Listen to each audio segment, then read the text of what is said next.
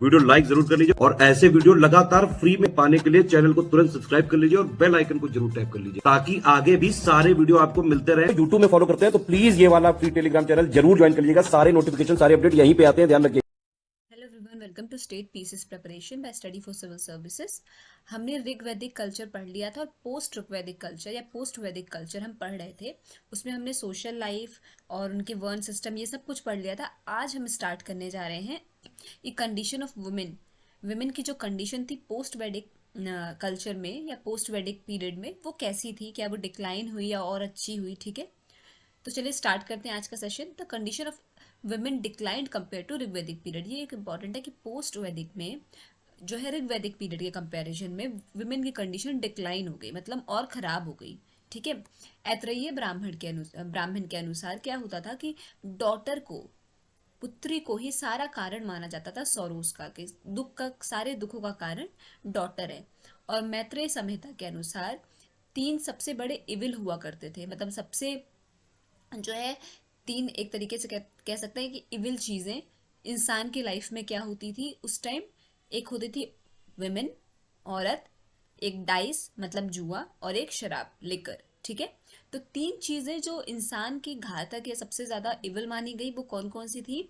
मैत्रेय संहिता के अनुसार, किसके अनुसार, मैत्रेय संहिता के अनुसार कौन कौन सी थी, वो थी विमेन, औरत, और था डाइस यानी जो पासा खेलते थे उस समय, जिसको आप जुआ भी अभी बोलते हैं बट तब पासा बोलते थे। ठीक है, डाइस और लिकर यानी शराब। ठीक है, ये 3 मेजर इविल्स माने गए आपके पोस्ट वेडिक पीरियड के टाइम। और विमेन की कंडीशन क्या हुई, डेटोरेट हो गई, डिक्लाइन हो गई। और ये जो 3 इविल्स माने गए ये किस संहिता के अनुसार माने गए, ये मैत्रेय संहिता के अनुसार 3 इविल्स ये थे। और ऐतरेय ब्राह्मण में डॉटर को, पुत्री को ही सबसे हर दुखों का कारण पुत्री को ही माना गया। ठीक है, अब और देखते हैं। During the post Vedic period the upanayana ritual of women ceased and participation in sabha and vidhat was also banned. During this period child marriage was taking place. अब पोस्ट वैदिक पीरियड में क्या हुआ कि उपानयन जो रिचुअल हुआ करता था वुमेन का, उसे बंद कर दिया गया। वो जो जैसे पहले आपने पढ़ा था ना कि सभा समिति में दोनों में हर जगह जो है विमेन पार्टिसिपेट करती थी। ठीक है, मेन के इक्वली पार्टिसिपेट करती थी, उनसे सवाल जवाब करती थी, बट ये पार्टिसिपेशन अब क्या बंद कर दिया गया। ठीक है, और चाइल्ड मैरिज का प्रचलन स्टार्ट हो गया। ठीक है, तो क्या चाइल्ड मैरिज का प्रचलन जो है स्टार्ट हो गया। तो अब क्या, कहाँ चाइल्ड मैरिज का प्रचलन स्टार्ट हुआ था, पोस्ट वैदिक या वैदिक में, तो चाइल्ड मैरिज का प्रचलन आपका जो है पोस्ट वैदिक पीरियड में स्टार्ट हुआ। Many wise women are mentioned in this period. ठीक है, Yajnavalkya has 2 wives, Maitreyi and Katyayani. Other prominent females were Gargi, Subhala, Vedavati etcetera. ये कुछ वुमेन्स हैं जिनका उल्लेख किया गया है हमारे, ठीक है, पोस्ट वैदिक पीरियड के टाइम। ये थोड़ी ब्रीफ में हमने पढ़ा कि वुमेन्स की क्या कंडीशन थी, क्या डिक्लाइन हुआ, क्या क्या क्या इवल्स माने गए। और आपको इसमें ये चीज़ याद रखनी है कि किसके किसके अनुसार जो है ये चीज़ जो है बोली गई थी, ऐतरेय ब्राह्मण और मैत्रेय संहिता।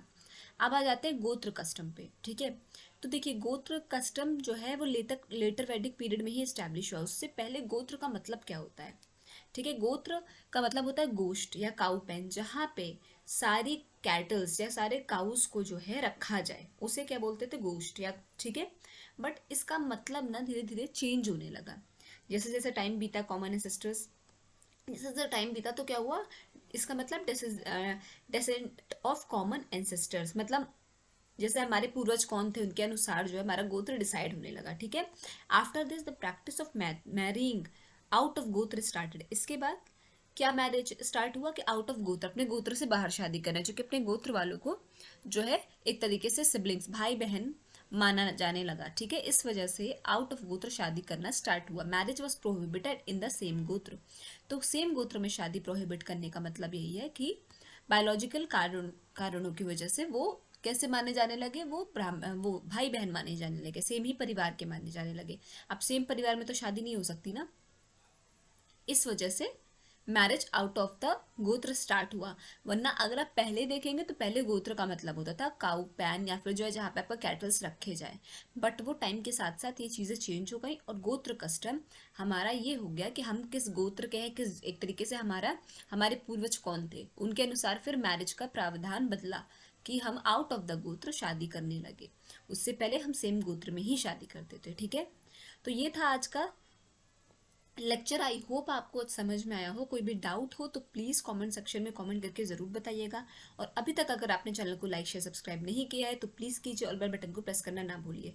और प्लीज़ आर ओ के लिए जो हमारे पेड कोर्सेज हैं उनको ज्वाइन करिए, क्योंकि उसमें डिस्कशन का जो सेशन है वो बहुत ज़्यादा इंपॉर्टेंट है, उससे आपको बहुत मदद मिलेगी। Thank you so much for watching.